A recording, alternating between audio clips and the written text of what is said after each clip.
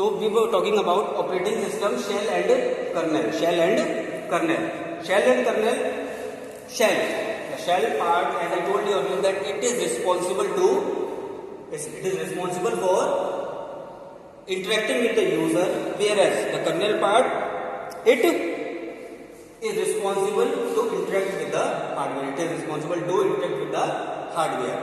So, what are the functions of shell? The functions of shell are: it receives the commands and instructions from the user, then after translates those instructions and commands,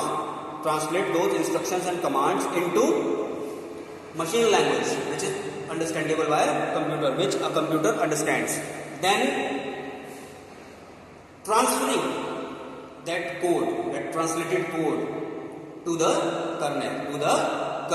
Now, what a kernel does? Kernel, it is the core part. It works as an interface between the user application and the hardware. The role of a kernel is to manage communication, user level applications and the hardware. So, it is responsible for carrying out important operating system tasks like process management, how to process that data. The computer system performs first come first serve basis, means the instruction which is coming first, it will be processed first, and then the further processes, for the further requests which are coming for the processing, they will be processed later. First come first serve basis, the instruction which is coming first, it will be processed in the particular manner, first, second, third and fourth. Or we can say that it will go in a sequence. Device input output management.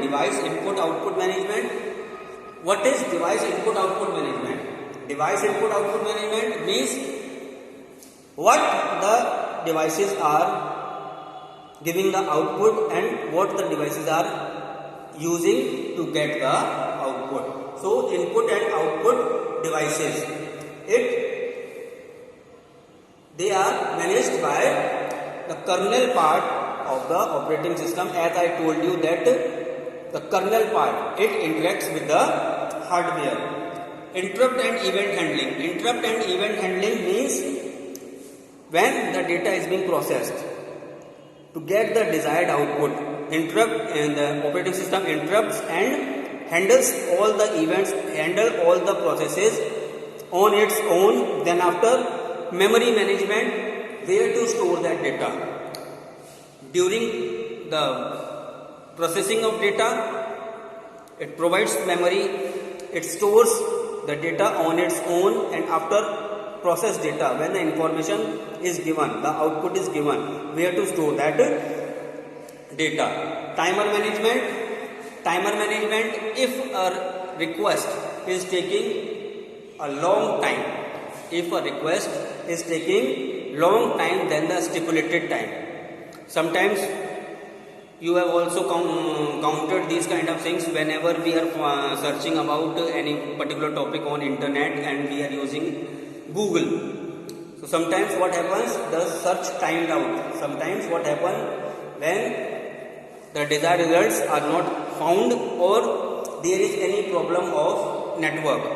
When there is any kind of network problem, the search timed out and the Google servers gives us a message that your search is timed out. So timer management. So the timer management, it handles the time also. It handles the time, that how much time is being allotted for a particular process to complete it.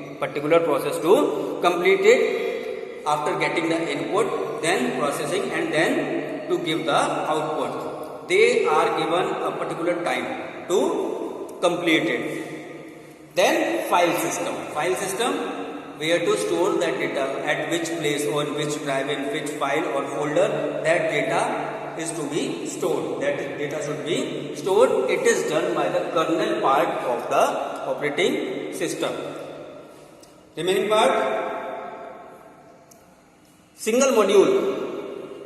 If a single module carries all the functions, a single module of a kernel is handling all these parts of the